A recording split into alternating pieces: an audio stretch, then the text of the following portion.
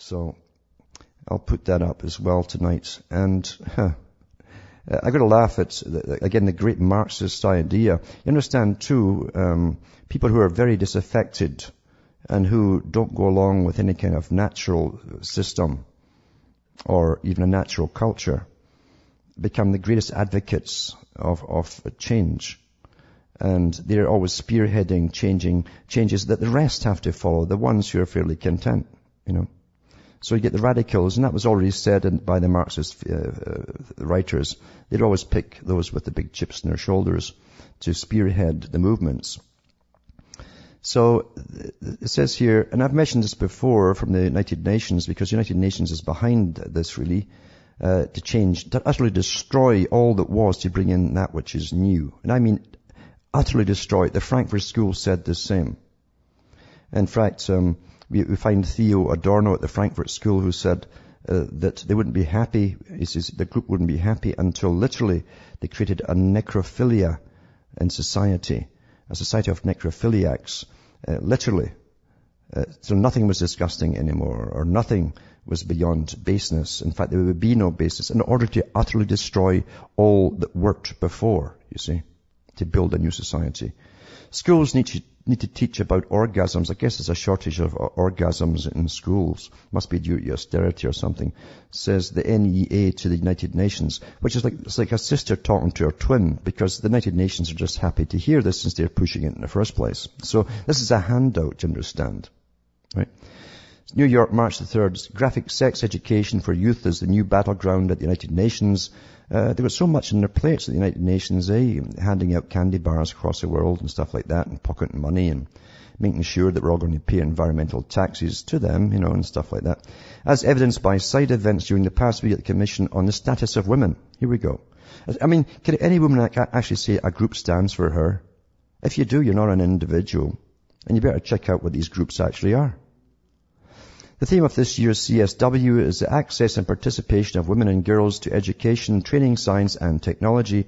While delegates are busy negotiating resolutions and outcome documents, non-governmental organizations, again here they go, ones paid by the big foundations, and UN organizations campaigns for the installation of socially radical curriculums in Africa and America alike.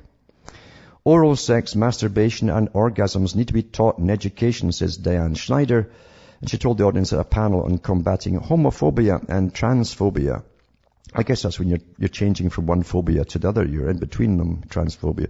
Schneider represented the National Educational Association, the largest teachers union in the U.S., and advocates for more inclusive sex education in U.S. schools with curricula based on liberal, hetero, and homosexual oppression.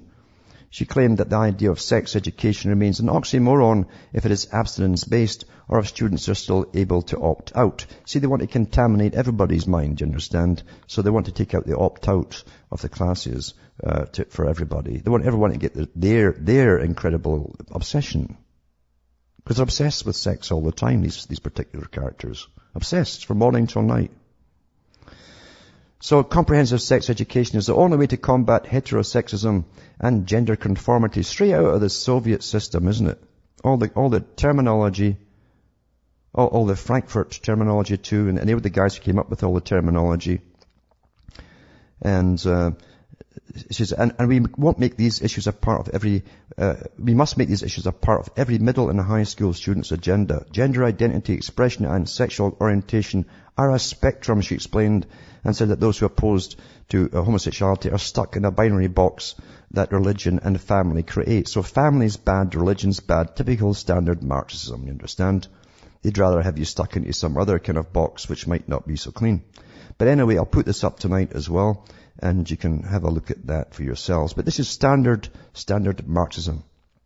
And folk can't recognize it as such anymore, because they've been dumbed down to stupidity. Folk can't recognize where these folk are coming from. They can't recognize the terms they're using. They don't recognize them at all. And it's happening every day, and to their children, to make sure that these ones at the top have your children at odds with you. You have to look into how much comes from the UNESCO, from the United Nations, Because all of this does, it's a global society. Everyone must get the same conditioning. And we're just little machines, little animals that can be retrained into anything, according to them at the top, you see. All right? So I'll put that up for you too.